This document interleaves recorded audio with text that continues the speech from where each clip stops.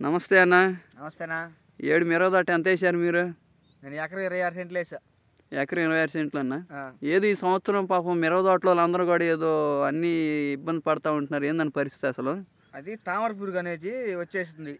అంటే మన వాళ్ళందరూ తెలియక నల్లి అంటున్నారు. నల్లి అనటం వల్ల షాపులకు వెళ్తే నల్లి ముందు ఎత్తున్నారు, తామర పురుగు ముందు ఇట్లా. కానీ ఇది నల్ల పేను లాగా ఉంటది, దాన్ని తామర పురుగు అంటారు.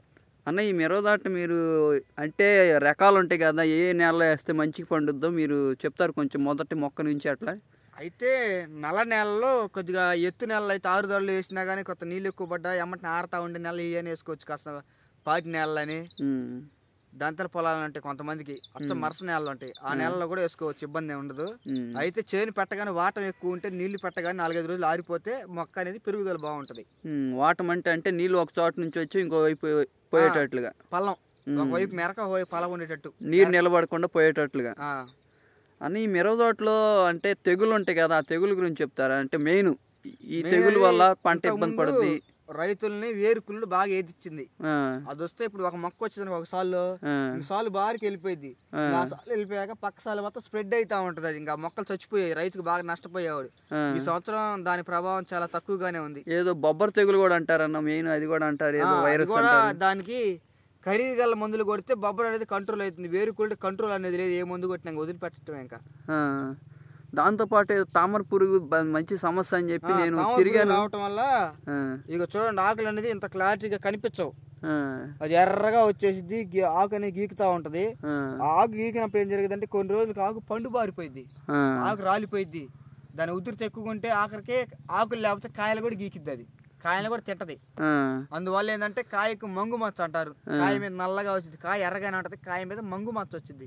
ఆ మంగు మచ్చ రాకుండా ఉంటే కాయ రేటు పిలిచి రేట్ అది కూడా తాలుగా రేటుకి అడుగుతారు. ఇప్పుడు ఆ తామర పురుగుకి ఏదైనా మందులు మీరు వాడారన్నా మంచిగా? అయితే అన్న పెద్ద మందులు ఉన్నాయిలే కానీ పెద్ద మందులు కంపెనీ పేర్లు చెప్తే మనం రైతులు కాబట్టి అనుకోవద్దు. పెద్ద మందులు ఏంటంటే గ్రాసియా అని, షిన్వా అని, ఎక్స్పోనస్ అని, బఫేరియా అని, ఇంకోటి వచ్చేసి సింబోడిస్ అని, ఇంకోటి లానోవా అని, ఇలాంటి పెద్ద కంపెనీలు మందులు వచ్చినాయి. అవి కొడితే బాగానే వస్తుంది. కానీ ఇప్పుడు నేను ఇప్పటికి వరుసకి 5 టిప్పులు నుంచి కొడతానండి, చిన్న మందులు అవి కొట్టకుండా. అయితే ఈ మెత్తదనంకి ఆ మందులు కొట్టాలంటే రైతుకి పెట్టుబడి ఎక్కువ అవుతుంది. అది ఒక ఎకరానికి వచ్చేసి ఒక్కొక్కరు 1800 తీసుకుంటున్నారు, 1500, 1700, 2000 అట్లా వసూలు చేస్తున్నారు. అందువల్ల రైతుకి నష్టమే ఏర్పడుతుంది, కానీ లాభాలు అయితే ఏం లేవు. ఒక్కొక్క ఎకరానికి 1800 పడుతుంది. అట్లా ఎన్నిసార్లు కొట్టాలన్నా ఇది? అది కనీసం 10 రోజులకు ఒక బుడ్డు అన్న కొట్టాలా. 10 రోజులకు ఒకసారి కొట్టాలి, 10 రోజులకు ఒక బుడ్డు కొట్టాలి దాన్ని. లేకపోతే మొక్క అనేది తేరుకోవట్లా, ఆ రోగం నుంచి తిప్పుకోలేకపోతుంది. ఏడు అంటే మీకు పెట్టుబడి ఎంత అవుతుందని అనుకున్నారన్న మీరు? ఇప్పుడు అన్న కోత గొలుతో సంబంధం లేకుండా ఏటా 1,50,000 అంటే ఎకరానికి అవుతుందన్న. ఈ సంవత్సరం ఈ తామర పురుగు ఉధృతి మొదట కొద్దిగా ఫస్ట్ వచ్చింది అంటే పెందలాడే వచ్చింది.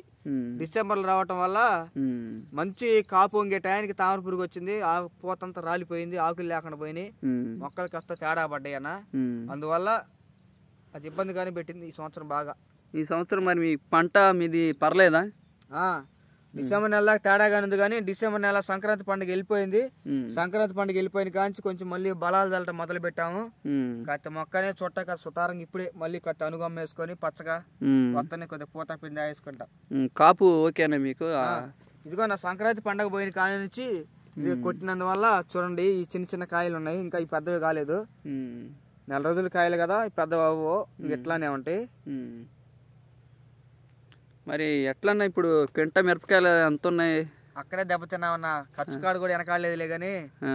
కానీ ఇప్పుడు చూస్తే మిరపకాయలు ఉండే కదా, మొదట్లో నేను కోత అమ్మినప్పుడు అయితే 15,000 కాడుకుంది, కలగలుపులు లెక్కన 11,500కి అమ్మాను.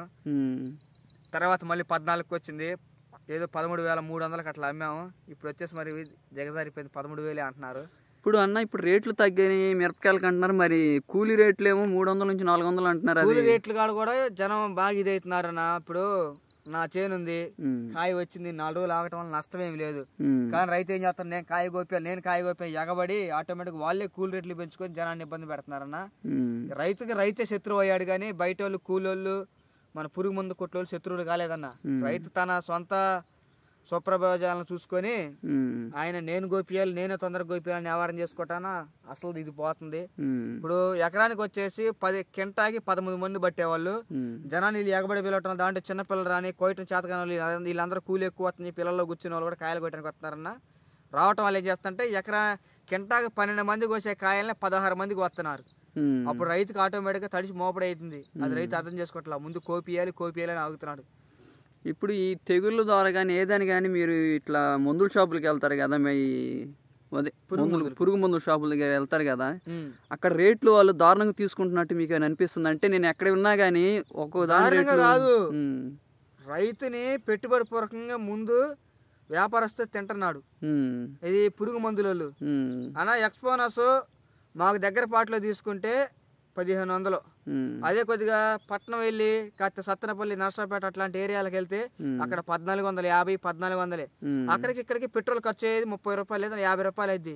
ఈ లోపు వాళ్ళు ఒక బుడ్డికి 100 రూపాయలు. ఎకరానికి ఒక ట్రిప్కి వెళ్తే ఒక బుడ్డికి 100 రూపాయలు. 2 బుడ్లు కొట్టాలంటే 200 ఎకరానికి వసూలు చేస్తున్నారు. బలం కట్టలు కూడా రేట్లు విపరీతంగా పెంచేశారు.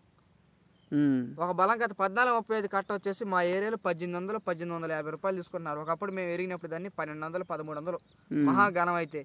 ఒక కట్టకు వచ్చేసి 500 పెరిగింది. ఈ రకంగా ఏదైనా భారాలు రైతు మీదే పడుతున్నాయి తప్పితే అమ్ముకునేవాడి మీద తయారు చేసేవాడు ఎటువంటి భారాలు లేవు.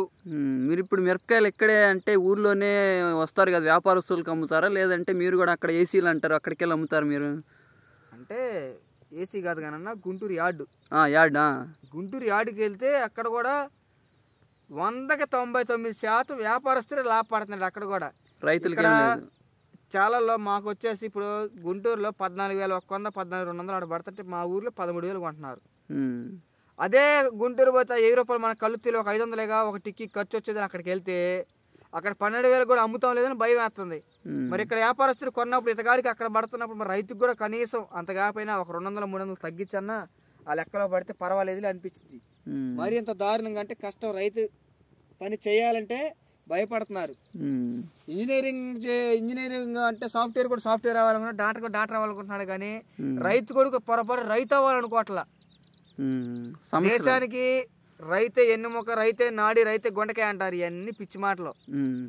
రైతు రాజు కాదు, ఎప్పుడు పొరపాటు రైతు రాజు కాలేడు. ఎందుకంటే ఈ రకంగా ఇదైతే ఉంది, నష్టపాలితే ముందు సత్తరు. ఇంకా ఆయన ఏడైతే ఇంకా అన్న. మరి మీరు ఇంత తక్కువ వయసులోనే పొలాలు వేస్తున్నారు కదా, మీకు ఏదైనా అంటే యాక్చువల్గా అయితే నేను ఐటీఐ చదివాను, ఐటీఐ ఎలక్ట్రీషియన్.